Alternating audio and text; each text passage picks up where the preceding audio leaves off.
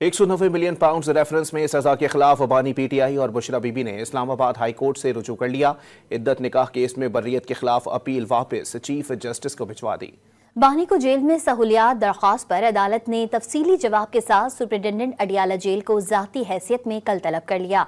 26 नवंबर एहतजाज केस में उमर अयूब को 25 फरवरी तक राहदारी जमानत मिल गई।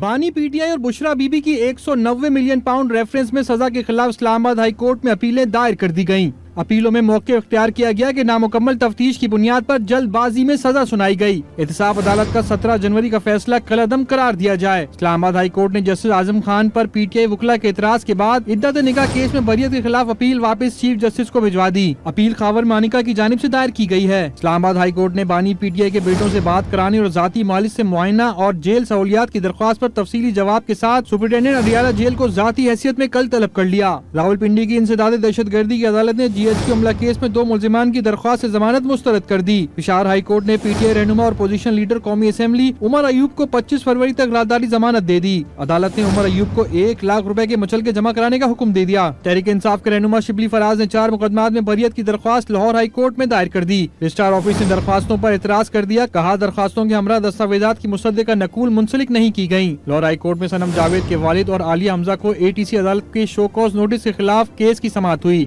अदालत ने रजिस्ट्रार ऑफिस की जानिब से आयद एतराज बरकरार रखते हुए दरख्वास्त वापस कर दी।